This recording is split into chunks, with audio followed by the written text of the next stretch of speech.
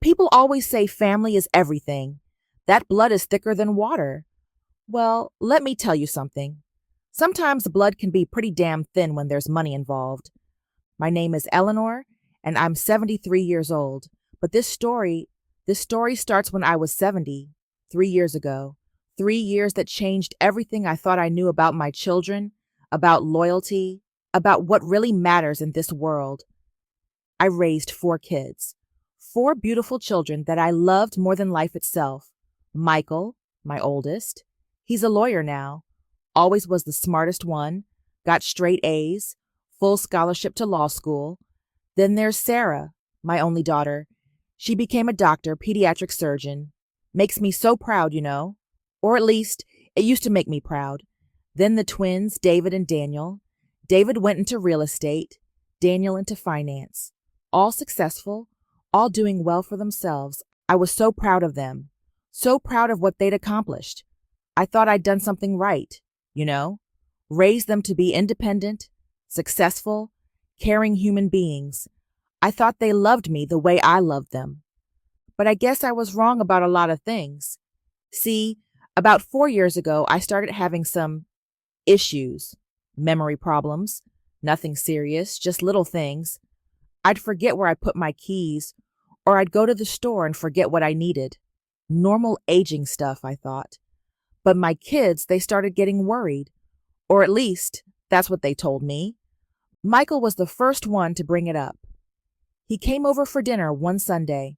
We used to have family dinners every Sunday back then. And he sat me down after dessert. I remember it so clearly because it was the last normal Sunday dinner we ever had. "Mom," he said, and his voice had that careful, measured tone he uses in court. "We need to talk about your living situation." I laughed. I actually laughed. What about it? I love my house. I've lived here for 45 years.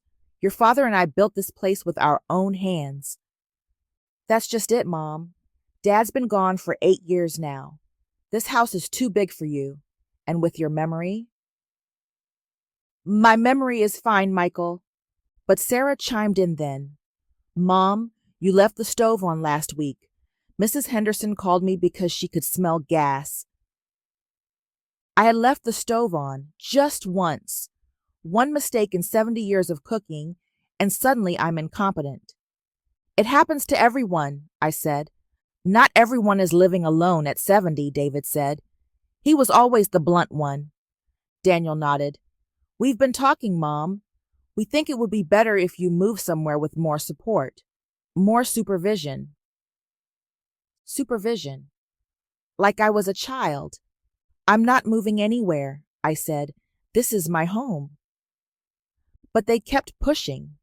Week after week, they'd come by with brochures for senior living communities and assisted living facilities. They made it sound so nice, so friendly, like summer camp for old people. I held out for months. I really did. But then I had a fall. Nothing serious, just slipped on some ice on my front steps, bruised my hip pretty good, but I was fine. Mrs. Henderson found me and called an ambulance, and they called my kids. That's when everything changed. Michael came to the hospital with papers, legal papers. He'd been preparing for this, I realized, waiting for something like this to happen. "Mom, we can't let you live alone anymore. It's not safe." "I'm fine. It was just a slip." "This time," Sarah said. "What about next time?" "What if you fall and no one finds you for days?" They'd found a place, Sunset Manor. "It's the best facility in the state, Mom. Private rooms, great staff, activities, medical care on site." I looked at those papers, and I saw my life ending. Not my life exactly, but my independence, my freedom, my home. "What about the house?" I asked. "We'll take care of everything," Michael said. "We'll sell it, put the money in a trust for your care." "Sell it?" "But it's my home. It's where you all grew up." "Mom, be practical. You can't take care of it anymore. Practical. That's what my son called it. Practical. I signed the papers. What choice did I have? They had me surrounded and I was tired of fighting. Tired of being treated like I was losing my mind when I wasn't. Not really. The move happened fast, too fast. One day I was in my own home, sleeping in the bed I'd shared with my husband for 37 years. And the next day, I was in a sterile room with white walls and a narrow bed and a view of the parking lot. Sunset Manor. What a joke. The only sunsets I could see were through a tiny window that faced west, and even then, half the time there were clouds. But I tried to make the best of it. I really did. I participated in the activities, bingo, crafts, movie nights. I made friends with some of the other residents. There was Mrs. Chen, who taught me to play mahjong, and Mr. Rodriguez, who told the most amazing stories about his time in the Navy. And my kids visited.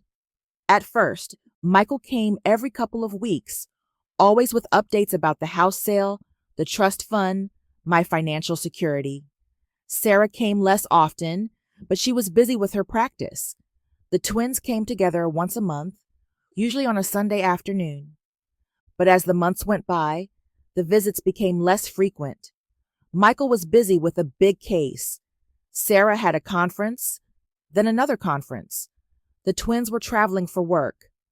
I understood. I really did. They had their own lives, their own families. I didn't want to be a burden. But then the house sold. Michael called to tell me. Didn't even visit, just called. Great news, Mom. We got full asking price. The trust is all set up. You'll never have to worry about money again. I should have been happy. Financial security, right? But all I could think about was strangers living in my home, sleeping in my bedroom, cooking in my kitchen, using the garden that I'd tended for 45 years. Did you save anything? I asked. Any of my things? Of course, Mom. We kept the important stuff. Photos, Dad's watch, Mom's jewelry. It's all in storage.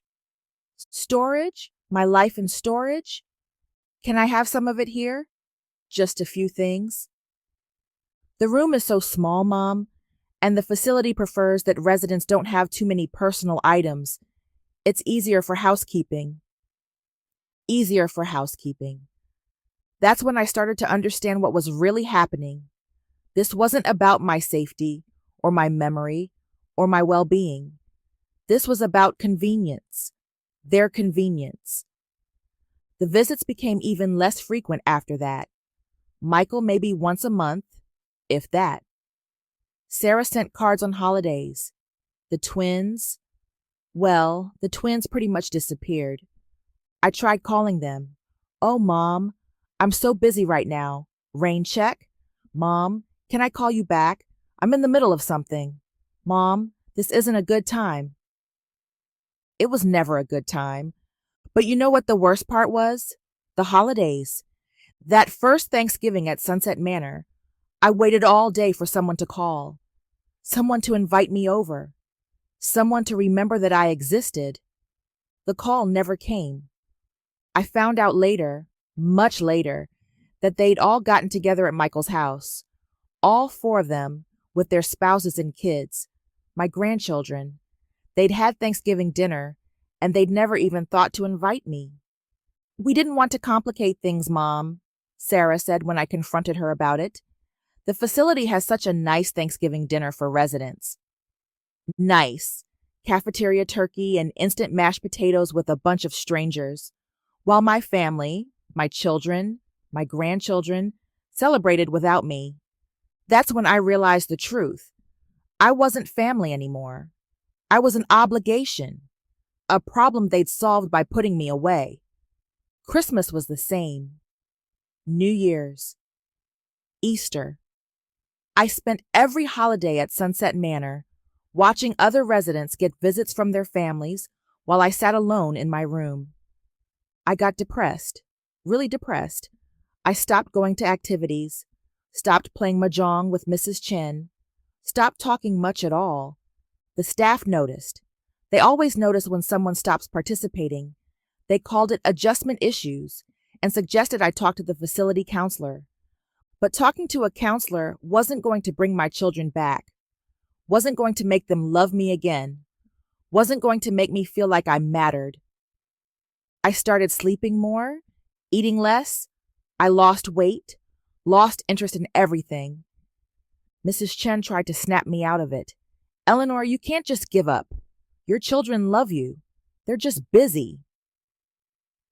If they loved me, they'd visit, they'd call, they'd remember I exist.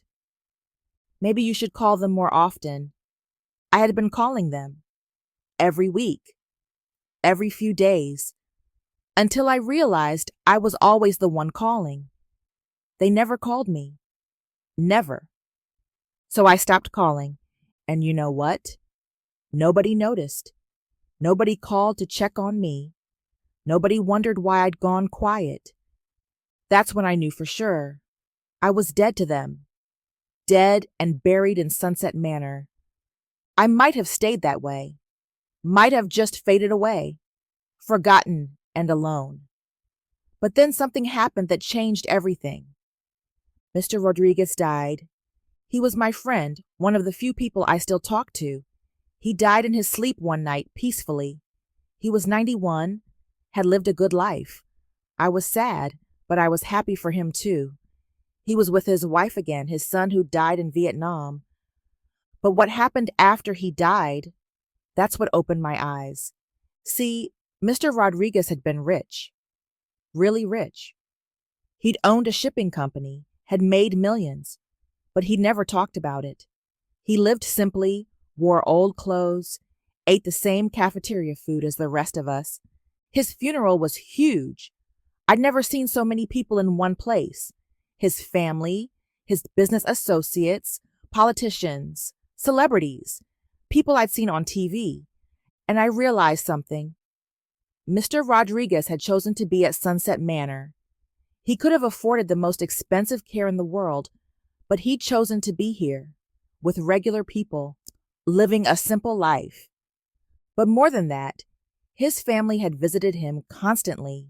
His children, his grandchildren, his great-grandchildren. They'd loved him and respected him and spent time with him right up until the end. And I thought, what's the difference between him and me? Why did his family love him while mine had forgotten about me? Was it the money? Was that it? Did they respect him because he was rich? That's when I started thinking about my own finances, about the money from the house sale, the trust fund that Michael had set up. I'd never really paid attention to the details. I'd trusted him to handle everything. But now I was curious. It took me weeks to get the information. I had to call Michael's office multiple times, and he kept putting me off. Mom, you don't need to worry about that. Everything's taken care of. But I did worry about it. I worried about it a lot. Finally, I called the bank directly. The trust account was there all right, but the balance was less than I'd expected. A lot less. The house had sold for $400,000. After paying off the remaining mortgage and the real estate fees, there should have been about $350,000 left, but the trust account only had $200,000. I called Michael's office again. This time I didn't take no for an answer. Mom, there were expenses, legal fees, setup costs for the trust, and taxes. $150,000 in expenses? Mom, trust me, I'm a lawyer. I know what I'm doing. Trust me. That's what he said. Trust me. But I didn't trust him. Not anymore. I hired my own lawyer, a young woman named Jennifer Walsh, who specialized in elder law. She came to Sunset Manor to meet with me, and I told her everything. Mrs. Patterson, I need to be honest with you. If your son has been mismanaging your finances, it's going to be very difficult to prove. Family financial arrangements are complicated, and unless there's clear evidence of fraud, I want to know where every penny went. That's going to be expensive and time-consuming, and it might not lead anywhere. I have time, and I have money. What I don't have is the truth. Jennifer was thorough. It took her 6 months to trace everything, but she found it. All of it. The legal fees Michael had charged to set up the trust, $25,000. For paperwork that should have cost maybe $2,000, the tax implications he'd mentioned, he'd structured the trust in a way that benefited him and his siblings, not me. The setup costs? He'd used my money to pay for investments that he and his siblings controlled. But the worst part was the house sale itself. He'd sold it to a development company for $400,000. But the development company was owned by Daniel, my son. Daniel had then immediately sold it to a real estate developer for $600,000. They made $200,000 profit on the sale of my home, and they'd kept it all. My own children had stolen from me. Jennifer was angry, angrier than I was, actually. This is elder abuse, Mrs. Patterson, financial elder abuse. We can prosecute them. We can get your money back. But I didn't want to prosecute them. They were still my children. I just wanted them to know that I knew. There's another option, Jennifer said. We can restructure everything. Take control of your finances. And there's something else you should know. What? The investments your son made with your money? They've done very well. Very well. With the profits from the house sale, the investment returns, and the insurance money from your husband's life insurance policy that was still sitting in an old account. Mrs. Patterson, you're worth almost $1 million. $1 million. I'd had no idea. The insurance money had been sitting in an account that I'd forgotten about, earning interest for 8 years. Combined with everything else, I was actually wealthy. But more than that, Jennifer had found something else, something that changed everything. Your husband's will, she said. He left you everything, of course, but there was a clause that says if you're ever placed in a care facility against your will, the estate reverts to a trust that benefits local charities. What does that mean? It means your husband was protecting you even after death. He didn't want your children to be able to put you away and take your money. If we can prove that you were coerced into coming to Sunset Manor, that you didn't truly consent to being here, then your children don't inherit anything. It all goes to charity. My husband, my beautiful, smart husband, he'd known. Somehow he'd known this might happen. Can we prove it?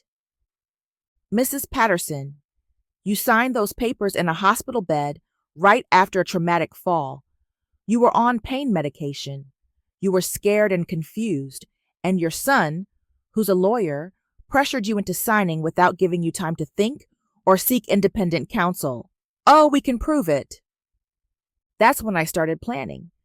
I could have just taken the money and left, moved out of Sunset Manor, bought a new house, lived my life, but I wanted more than that. I wanted justice. I wanted them to know what they'd done. I wanted them to face the consequences, but mostly, I wanted them to know that I wasn't the helpless old woman they thought I was. It took me 8 months to set everything up, 8 months to arrange my new life, to restructure my finances, to plan let's call it my comeback. I bought a house, a beautiful house in the hills, with a view of the ocean. I hired a housekeeper, a cook, a driver. I bought new clothes, got my hair done, hired a personal trainer to help me get my strength back, but I kept it all secret. I still lived at Sunset Manor. I still played the part of the forgotten old woman. My children had no idea what was coming. The perfect opportunity came in November. Sarah actually called me for the first time in months, to tell me about their Thanksgiving plans. We're having dinner at Michael's house again this year, Mom. But don't worry, the facility has a lovely Thanksgiving dinner planned. That's nice, I said. I'm sure it'll be lovely. I'm glad you understand, Mom. With all the kids and everything, it's easier to keep it family. Family? I wasn't family anymore. Of course, I said. I understand completely. But I didn't understand, and I wasn't going to let it happen again. I asked Jennifer to find out what time dinner was planned, where exactly Michael lived now. I'd been to his house before, but it had been so long, and I'd been so out of it during those last few visits. Thanksgiving Day came. I told the staff at Sunset Manor that I was feeling under the weather and would be staying in my room. They were used to me being antisocial by then, so they didn't question it. At 3 o'clock, my driver picked me up. I was wearing a new dress, a beautiful navy blue number that I'd bought just for the occasion. My hair was perfect. My makeup was perfect. I looked like the woman I used to be, before they'd convinced me I was broken. The drive to Michael's house took 45 minutes. It was a beautiful house, much bigger than the one I'd raised him in. I guess his law practice was doing well, very well.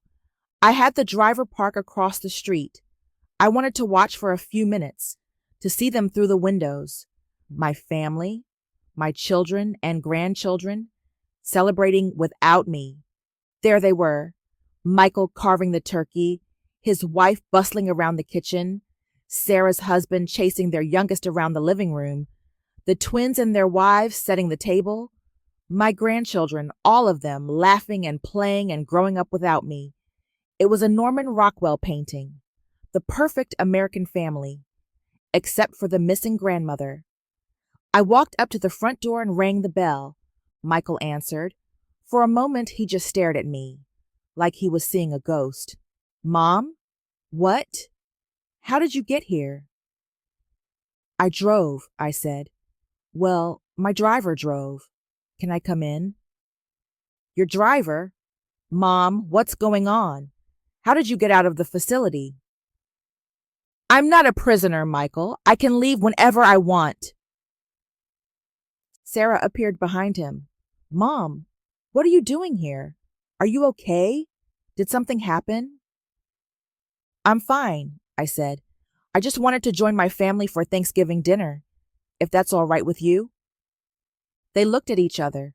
That look, the look that said, what do we do now? Of course, Michael said finally.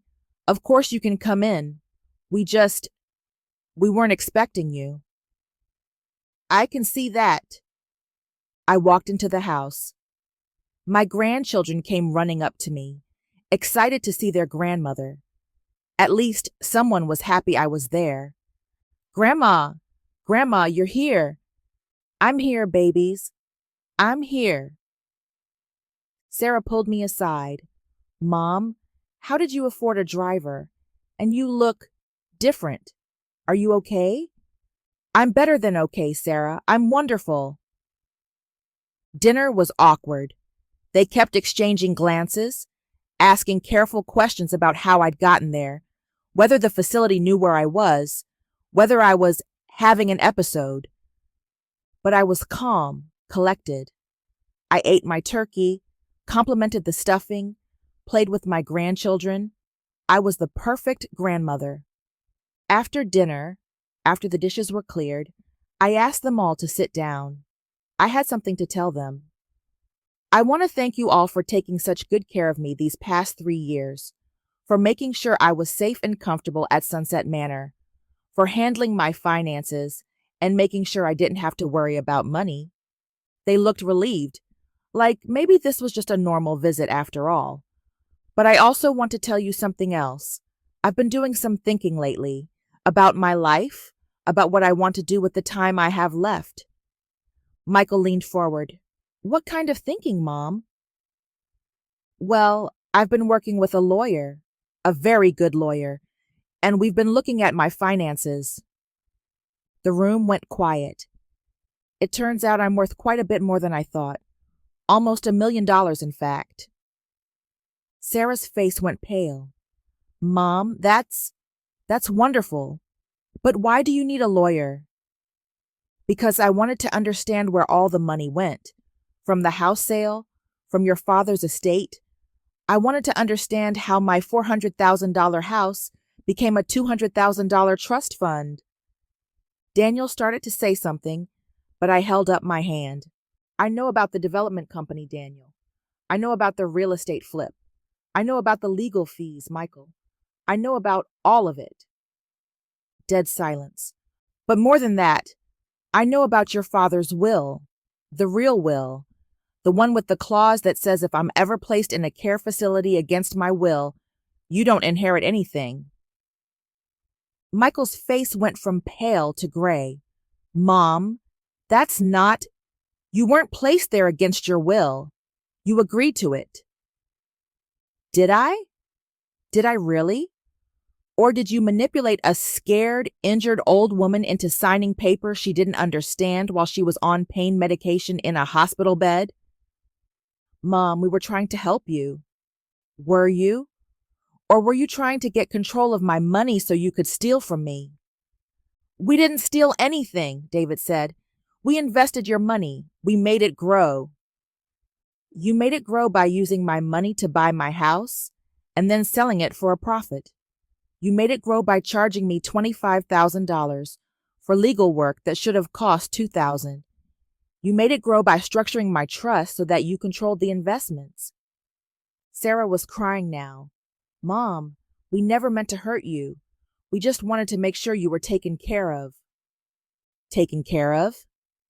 Sarah, when's the last time you visited me? When's the last time any of you called me just to see how I was doing? No one answered. When's the last time you invited me to a family gathering? When's the last time you included me in anything? Still no answer. You didn't put me in that place to take care of me.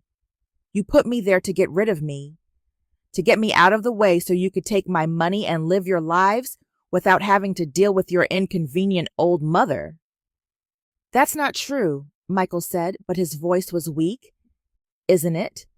Then why am I here alone on Thanksgiving? Why have I spent every holiday for the past 3 years alone? Why have I been calling you and getting excuses while you've been getting together as a family without me? I stood up. I came here tonight to tell you something. I'm moving out of Sunset Manor. I've bought a house. I'm taking control of my own life and my own money. Mom, that's not a good idea. Your memory, your health. My memory is fine, Michael. My health is fine. I'm 73 years old, not 93. I can take care of myself. But the facility, the care, I don't need care. I need a family. I need children who love me and want to spend time with me. But apparently, I don't have that. Sarah was sobbing now. Mom, please. We do love you. We do want to spend time with you. Then why haven't you? We've been busy. You've been busy for 3 years. Too busy to visit your mother. Too busy to call. Too busy to invite me to family dinners. I looked around the table at each of them. My children. The babies I'd raised. The kids I'd loved unconditionally. The adults I'd been so proud of. I'm going to give you all a choice, I said. You can contest your father's will. You can try to prove that I wasn't coerced into going to Sunset Manor. You can fight me in court for the inheritance. They looked at each other. Or, I continued, you can accept that you made a mistake. You can acknowledge that you treated me badly, that you abandoned me, that you stole from me, and you can try to make it right. What do you mean? Michael asked. I mean you can start acting like my children again. You can start visiting me, calling me, including me in your lives. You can start treating me like family instead of like a problem you solved. And if we do that, then when I die, you'll inherit everything, just like your father intended. And if we don't, then it all goes to charity, every penny, and you'll know that you chose money over your mother. The room was silent for a long time. Finally, Sarah spoke. Mom, we're sorry. We really are. We never meant for you to feel abandoned. But I did feel abandoned. I felt like I was dead to you. We were just so busy with our lives. with our careers, with our kids. Sarah, your kids are my grandchildren. Your life is part of my life, or it should be. Michael cleared his throat. Mom, if you move out of Sunset Manor, if you're living alone again, what if something happens? What if you fall or have a medical emergency? Then I'll deal with it, like adults do. I'll call 911, or I'll call my housekeeper, or I'll call one of my children if I think they might actually answer the phone. You have a housekeeper? I have a housekeeper, a cook, and a driver. I have a beautiful house with a view of the ocean. I have $1 million in the bank. I have everything I need except a family that loves me. Daniel looked confused. $1 million? But the trust is being dissolved. I'm taking control of my own finances. Your father's life insurance policy was still earning interest in an account that you all forgot about. That, plus the profits from the investments you made with my money, plus the money you stole from the house sale that my lawyer is going to recover, it adds up. Your lawyer? Jennifer Walsh. She specializes in elder abuse. She's very good at what she does. They all looked terrified now. Mom, Sarah said, what do you want from us? I want you to be my children again. I want you to love me again. I want to be part of your lives again. How do we do that? You start by visiting me. Really visiting me, not just checking up on me. You start by calling me, just to talk. You start by including me in your plans, your celebrations, your lives. And if we do that, you'll forgive us? I'll try. But Sarah, it's going to take time. 3 years of feeling forgotten, of feeling like I don't matter. That's not going to go away overnight. Michael stood up.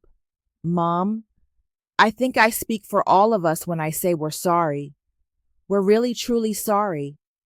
We lost sight of what was important. What was important? You. You were important. You are important. I looked at each of them.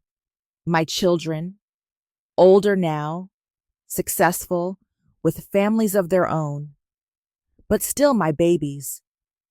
I want to believe that, I said, but I need you to show me, not just tell me. Sarah came over and hugged me. We will, Mom. We'll show you. We'll do better. I hope so, because I'm not going to live forever, and I don't want to spend whatever time I have left feeling like I don't matter to the people I love most. One by one, they all hugged me. My children, my babies. Can you stay for dessert? Sarah asked. We have pumpkin pie. I'd like that, I said, and so I stayed. I had dessert with my family. I played with my grandchildren. I listened to their stories about school and work and life. It wasn't perfect.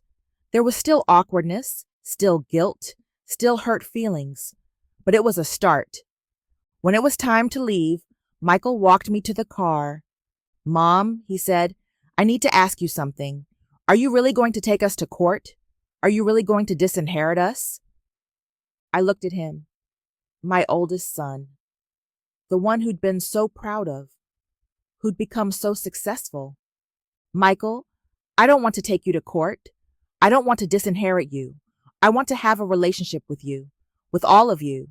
But if you go back to ignoring me, if you go back to treating me like I'm already dead, then yes, I'll let your father's will stand, and everything will go to charity. That seems harsh. Harsh? Michael, you abandoned me. You stole from me. You made me feel like I was worthless. And you think I'm being harsh? He was quiet for a moment. You're right. We were awful to you. I was awful to you. Yes, you were. But you're giving us a chance to make it right. I'm giving you a chance to be my son again, to be part of my life again. Whether you take that chance or not is up to you. He nodded. I'll take it, Mom. We all will. I hope so, Michael. I really hope so. The driver opened the car door for me. As I got in, I looked back at the house. Through the window, I could see my family cleaning up, talking, my grandchildren playing. It looked like a normal family, a happy family. Maybe it could be again. That was 3 months ago. And you know what? They kept their promise. Not perfectly, not completely, but they tried. Sarah calls me twice a week now, sometimes just to chat, sometimes to ask for advice about the kids. Michael visits every Sunday, and we have lunch together. The twins come by together once a week, and we play cards or watch old movies. I'm not living at Sunset Manor anymore. I'm in my beautiful new house with my ocean view and my housekeeper and my independence. I'm healthy, I'm happy, I'm free. But more than that, I'm part of my family again. I'm not just their mother, I'm their friend. I'm not just their obligation, I'm their choice. My grandchildren love coming to visit. They love the pool, the game room, the huge kitchen where we bake cookies together. They love having a grandmother who's not hidden away in a care facility.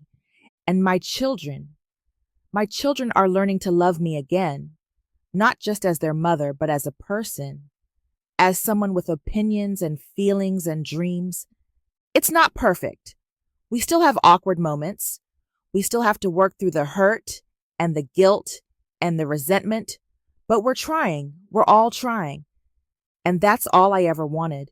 Not the money, not the house, not the revenge. I just wanted to matter. I just wanted to be loved. I think about Mr. Rodriguez sometimes, about how his family loved him right up until the end, about how they visited him and spent time with him and made him feel important. I think that's what he would have wanted for me. Not the money, not the justice, but the love. And finally, I have it again.